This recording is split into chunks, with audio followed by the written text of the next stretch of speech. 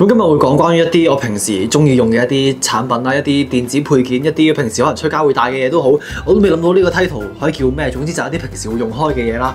咁其實我呢啲嘢咧，我係冇乜點 plan 過㗎啦，我係隨口，我即時諗到啲乜嘢我就拎出嚟咁樣咯。咁首先我最常用嘅嘢咧就係我部電話啦，同埋我隻錶啦，同埋假設大家記得或者大家知嘅話，大家睇過我以前啲片嘅話，你都會知我電話後面有個銀包啦。我換咗電話之後，我暫時都未買銀包啦。係啦，我有陰影啦，因為我上一次我唔見電話，我電話跌咗落海嗰次，我就係連埋後面貼住個銀包，入邊裝咗身份證、學生證同埋八達通，一次過全部加埋 total loss 啦。我隻 Apple Watch 用處就係我嚟做運動，佢會我嚟去監測我心率啊，我嘅健康狀況啊，我瞓咗幾耐覺，我瞓覺都會帶住佢啦。雖然我唔知世界上有幾多個人會咁樣做，感覺上存在感幾低，好似帶落去等於冇帶咁不過呢個就係個好處咯。而我覺得我部電話同我隻錶真係 perfect match 啦，主要因為我成日都唔見電話啦，而我喺呢隻錶入邊我可以做啲咩呢？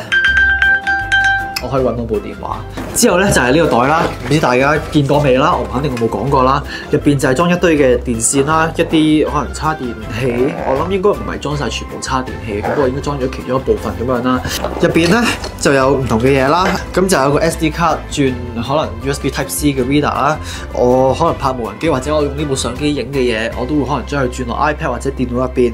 呢個係一張 SD 卡嘅轉接頭啦，基本上係裝張 micro SD 卡再轉入去咁樣啦。雖然我用呢個情況都真係冇乜㗎啦，因為呢度入邊都有一個 micro SD 卡嘅插頭啦。呢個係20W USB Type C 嘅插頭，一個 MagSafe 嘅電池。呢個係我嚟插相機電㗎啦。佢呢個係連去 micro USB。一個 AirTag 啦，假設我想揾翻呢個袋去咗邊嘅話，一條 USB-C 轉 USB-C 嘅線啦，同埋一個 USB-C 轉 Lightning 嘅線。呢個係連去一個 MagSafe Duo 啦，佢可以同時間插我部電話或者 AirPod 或者 Apple Watch， 方便攜帶，旅行都一定會用。基本上出街大部分時間我都會帶呢個袋㗎啦。另外就仲有一個尿袋咧喺後邊啦，佢係連去呢盞嘢入邊啦。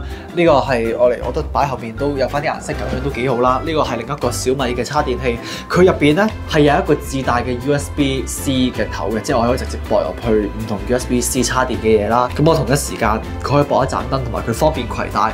咁所以擺後面咧，我覺得都幾靚嘅。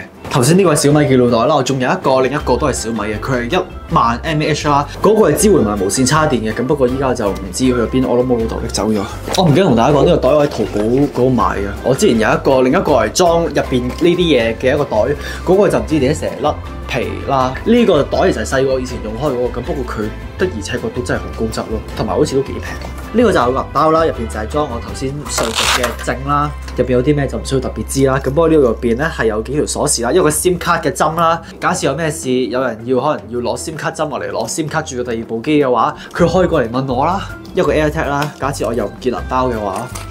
仲有咩咧？我個 AirPod 啦，我嚟聽歌，出到街都真係需要。有陣時我戴住耳機聽歌，都的確會聽到幾忘形啦。跟住可能聽下，跟住行錯路啦。跟住又或者聽下，無啦啦喺度喐嚟喐去，喐身喐勢，係啦，我係啲咁嘅人嚟嘅。當然啦，仲有我嘅 iPad 啦，喺呢度啦。相信我都拍咗幾條片去講關於呢個 setup 啦。不過總括嚟講， Apple Pencil、iPad 同埋呢個嘅 Magic Keyboard， 我最主要嚟睇 YouTube 啊，我哋畫畫可能呢排少咗，跟住剪片都少咗，因為我發覺佢入邊佢雖然有Final Cut Pro for iPad， 咁不過佢入邊嘅功能到依家都的確唔係幾夠，所以我大部分時間我都係喺翻 MacBook 嗰度剪。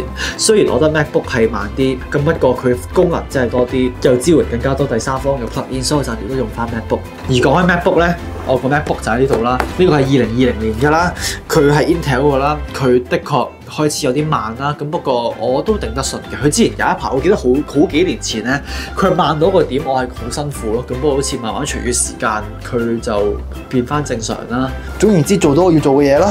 同埋上面會見到連咗 SSD 啦，呢個嚟自 Lazy 一個2TB 嘅 SSD 啦。我已經敷咗好幾次啦，係啦。入邊最主要裝我啲片啦，我啲 Final Cut Pro 嘅 project 啦。間唔中我諗過咗一段時間我會 delete 㗎啦。咁不過係啦，有啲片，有啲 vlog， 有啲我自己拍嘅 vlog， 有啲我自己睇，我自己 share 俾屋企人嘅 vlog， 仲喺入邊啦。因為我唔想 delete 啦，我唔捨得 delete啦。雖然我覺得我有9成9嘅機會，我係唔會再有任何嘅改動。咁不過都照 keep 啦。仲有個無人機啦。我有陣時我會間唔到出飛無人機，雖然呢排好似少咗少少，咁我有陣時都會想影一啲高空角度嘅嘢啦。咁我作為一個中意影相嘅人，無人機係幾好玩嘅。雖然我炒過幾次車啦，以前嗰部，而佢入邊即係避障嘅功能都係好咗嘅，咁所以整體嚟講幾滿意啦。佢都幾 powerful 啦。價錢我唔可以話好平，因為都其實有啲貴。另外呢個係 DJI Mini 4 Pro 咯。For your reference。另外，我平時用開我嚟拍片嘅相機就係呢個啦，就係呢個係 Sony ZV-1 啦。佢本身最大嘅用途其實並唔係我嚟拍呢啲室內呢啲喺台一啲即係類似 studio set 嘅一啲片啦。咁不過暫時嚟講，呢部相機都大概做到我要做嘅嘢嘅，即係起碼都有一部相機我嚟去拍片，質素可能高多少少。雖然有陣時我會即係 prefer 用部電話錄，即係因為始終方便啲啦。啲相有陣時都會靚過部相機啦。咁不過係啦，有陣時我都真係需要部相機嘅，尤其是拍片嘅時候。另外我都有用一個無線咪啦，就係呢個啦。佢係以一個叉電盒嘅形式去裝住嘅，因為入邊其實仲有可能轉接頭啦，佢有可能轉 USB-C，例如轉去 Lightning。我而家連緊呢個係轉去3.5mm 嘅頭嚟嘅，咁佢就可以無線咁樣用咯。